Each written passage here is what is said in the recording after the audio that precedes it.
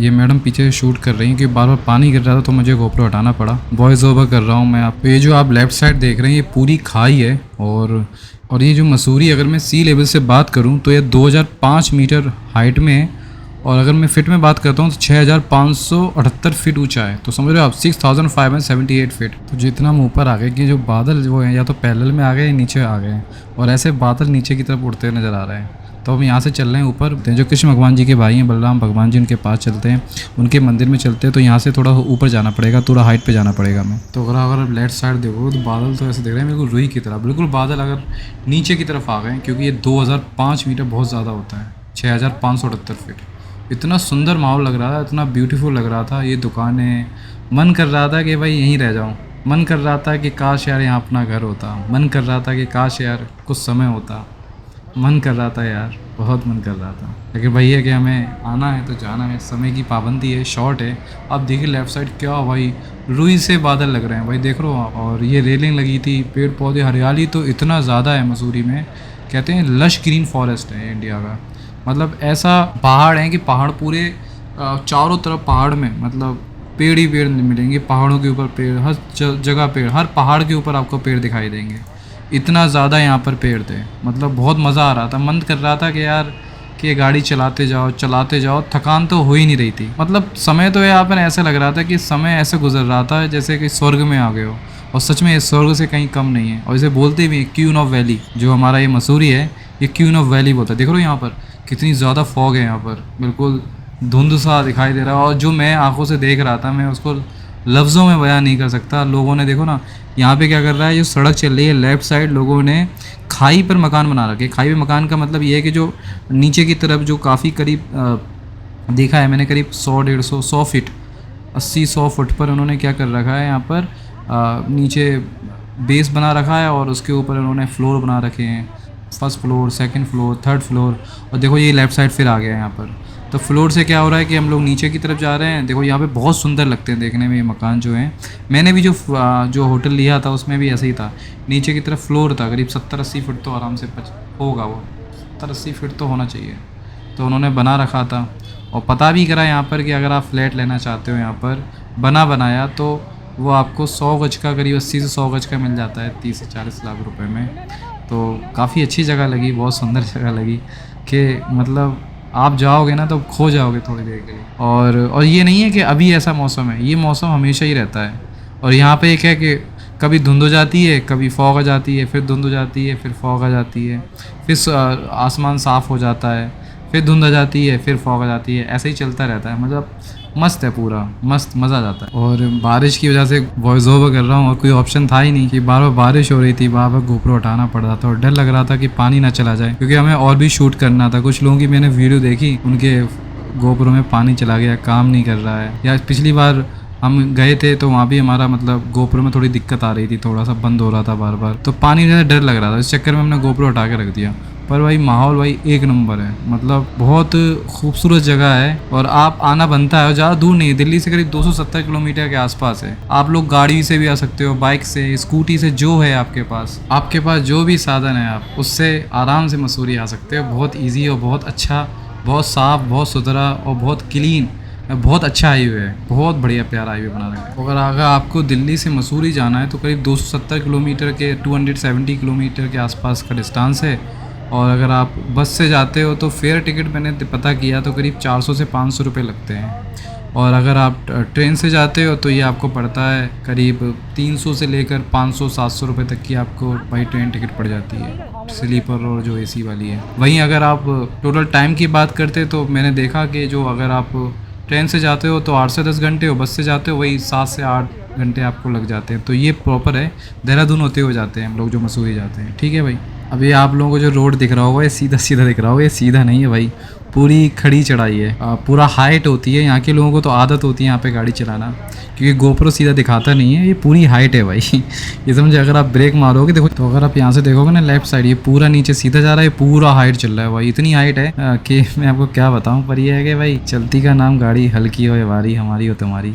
तो बस चलते जा रहे हैं। थकान भी हो रही थी। थकान क्या है कि थकान तो चली ही जाएगी अगर थोड़ा रेस्ट करेंगे बाद में, पर ये नज़ारे बाद में नहीं मिलेंगे क्योंकि वक्त गुजर जाएगा, पता नहीं फिर कब आना होगा। तो बस हम लोग चलते जा रहे थे और ये धुंध हो रही है यहाँ पर, और करीब टाइम अभी जो हो रहा था ना 4 के आसपास हो रहा था, पर यहाँ पे ऐसा लग रहा है कि 6-7 बज रहे हों, पर 6-7 नहीं बज रहे हैं, 4-4:30 के आसपास का टाइम है। और हम लोग देखो जा रहे हैं, चलते जा रहे हैं। कभी कभी बीच बीच में बारिश होती है तो हम गोप्रो अपना बंद कर लेते हैं नीचे की तरफ। ऊपर तो यहाँ पे थोड़ा पानी बंद हो गया, तो पर ये रिस्क नहीं ले रहे बार बार क्योंकि फिर टाइम उतना है नहीं और हमें जल्दी पहुँचना है ऊपर। अपनी एवेंजर से तो मुझे प्यार हो गया, लव यू एवेंजी यार। इतनी अच्छी परफॉर्मेंस दी इस बाइक ने कि मैं क्या बताऊँ, एक नंबर बाइक है और ये आपके बजट में भी है। और ये बजट का मतलब यहाँ पर मैं ये कह सकता हूँ कि देखिए 35 से 40 का एवरेज दे देती है, पहली बात।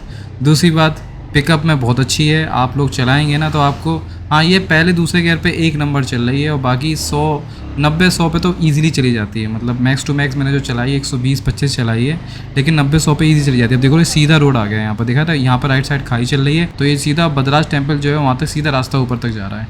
तो भाई ये जो लुक दिख रही है आपको रोड की, अभी मैं बक्शुनाग गया था हिमाचल में, बिल्कुल वैसे ही लग रहा है। और ये पूरा आप जो देख रहे हैं लेफ्ट साइड, ये राइट से एक्चुअली मैम शूट कर रही हैं तो शायद आप नहीं देख पा रहे हो इधर की तरफ, पर ये राइट जो रोड है वो पूरी लेफ्ट साइड से मुड़ती हुई जा रही है। राइट में कभी भी कट आएंगे तो मुड़ना मत, नीचे जाना मत, क्योंकि वो क्या है नीचे लोगों ने मकान बना रखे, उधर जाना है आपको। जो भी है जब इस रास्ते जाएंगे हाथी पाँव होते हुए आप ऊपर की तरफ, तो आपको लेफ्ट पकड़ के चलते जाना है, जितना भी लेफ्ट आएगा।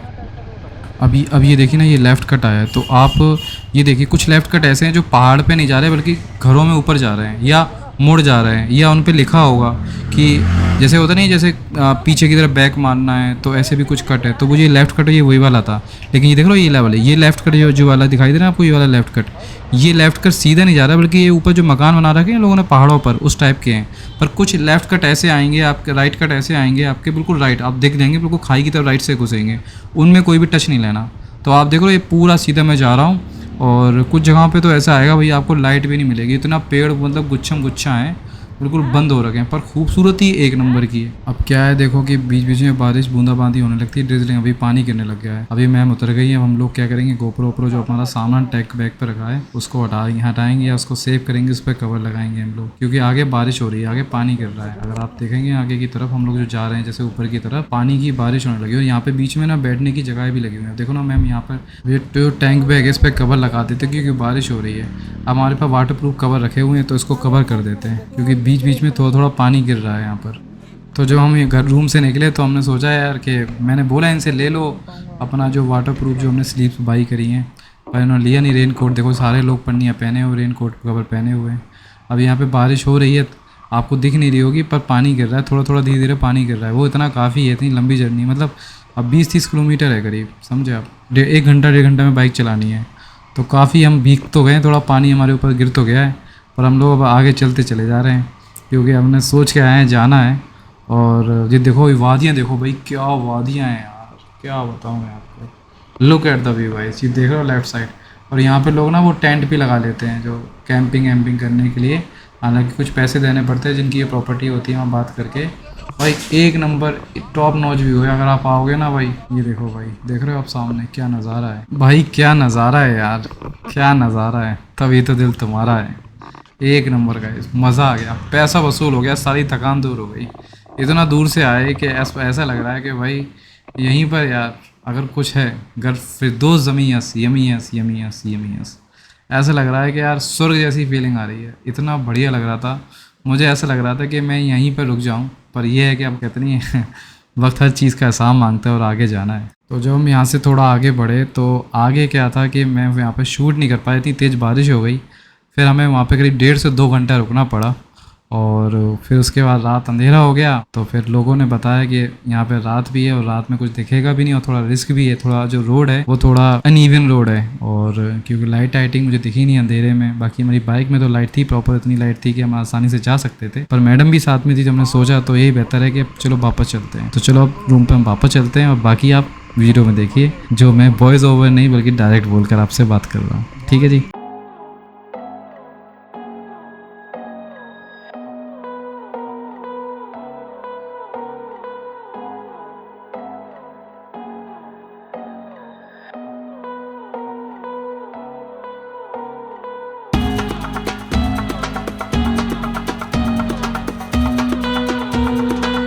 ये नोट सारे भीग गए, मेरा हेलमेट भीग गया, जैकेट भीग गई और मैं भी भीग गया और साथ ही साथ मेरे जूते भी भीग गए। ऐसा क्यों हुआ?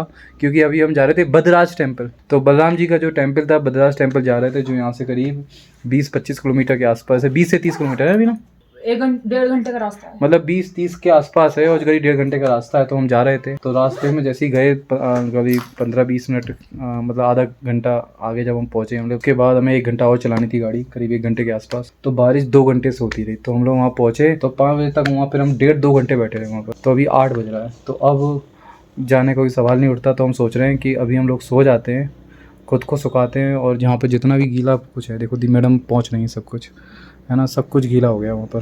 हालांकि हम लोग सोच रहे थे कि यहाँ पर जाकर अपना ड्रोन उड़ाएंगे वहाँ पर जाकर, ठीक है, तो वो सब कुछ रह गया। फिर हमने सोचा मालरोड जाएंगे, 8 तो बज ही गए हैं, फिर आते आते मालरोड जाएंगे तो 10-11-12 बज जाएंगे, तो फिर हम लोग थक भी बहुत जाएंगे, तो फिर मॉर्निंग में जाना प्रॉब्लम मुश्किल हो जाएगा मॉर्निंग में जाना। इसलिए हमने ये डिसाइड किया है कि अभी हम लोग क्या करेंगे, कुछ नाश्ता मतलब कुछ डिनर कर लेंगे, कुछ खाना पीना खा लेंगे अभी, और उसके बाद जाएंगे। और ये देखो भाई बाहर का व्यू कितना बढ़िया है। अब आप लोग पता नहीं क्या देख पा रहे हो कि वैली ऑफ क्यून है भाई, ये देख रहे हो आप भाई सामने। तो कल एक काम करते रहे ना, रात में उतरेंगे यहाँ से, अंधेरा दिखाएंगे, लाइटिंग। तो मैं सोच रहा हूँ कल मैं यहाँ से जब उतरूँगा ना, तो रात में उतरूँगा पहाड़ से, समझे। थोड़ा डर तो लगेगा, लेकिन डर के आगे जीत है। लेकिन जो आपको चमक देखोगे ना, वैली जो लाइटिंग देखेंगे आप भाई, 1 नंबर लाइटिंग है। बाकी अभी भी सोच रहा था, लेकिन बारिश का मौसम है, अब आज इतना भीग गए हम लोग, हमें डर लग रहा है कि निमोनिया ना हो जाए मुझे ठंड बहुत लग रही है। निमोनिया नहीं होता, क्या होता है, सर्दी ना हो जाए, समझे, सर्दी ना हो जाए मुझे। और क्योंकि अगर सर्दी हो गई तो फिर कौन देखेगा, कौन गाड़ी चलाएगा, और आपके लिए इतनी अच्छी वीडियो कौन बनाएगा, ठीक। तो इस चक्कर में हमने ये डिसाइड किया है। तो अभी हम लोग क्या करते हैं, अभी हम लोग कुछ खाना पीना खाएंगे। हम आपको जो जा रहे थे मैं वो लोकेशन दिखाते हैं अपने आईपैड पर, ठीक है जी। गीला हो गया है, मैडम कितनी मेहनत से काम कर रही हैं, बहुत मेहनती इंसान है, और इसकी जिम्मेदारी भी यही है। हमने इनसे कहा कि भाई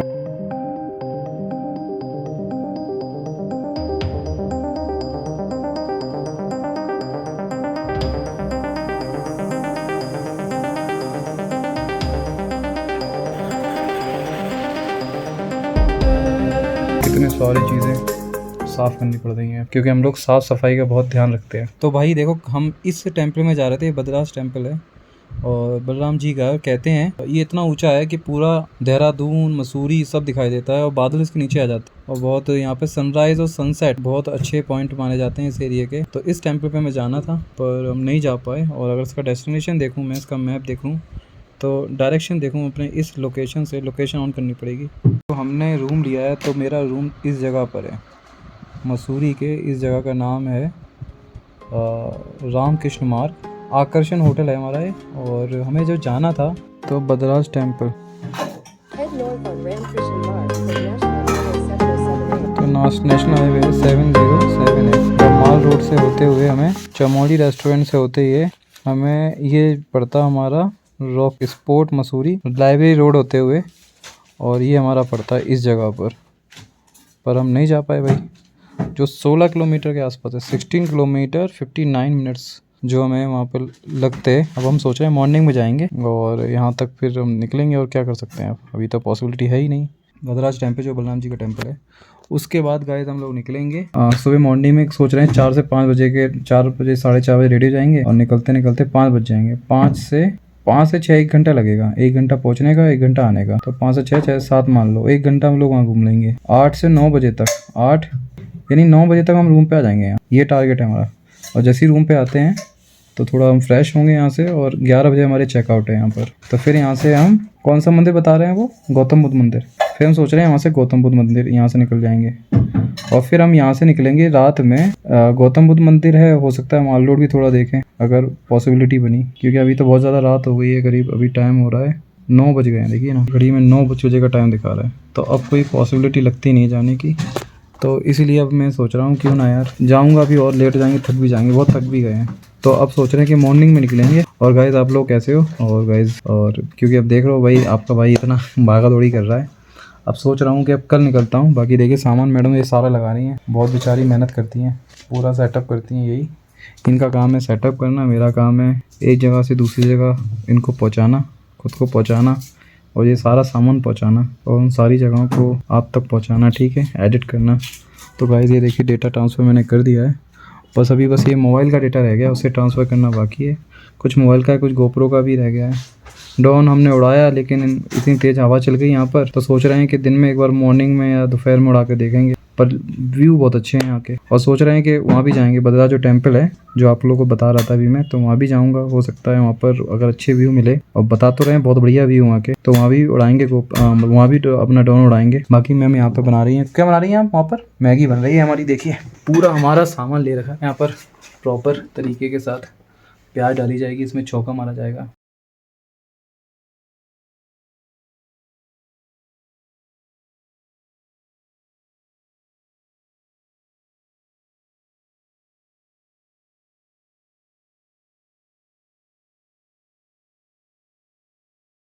कुक रेडी है और उसकी मैगी भी रेडी है, गेस्ट भी रेडी है। तो भाई अभी देखिए यहाँ पे मैगी बन चुकी है और खाने वाली भी रेडी है।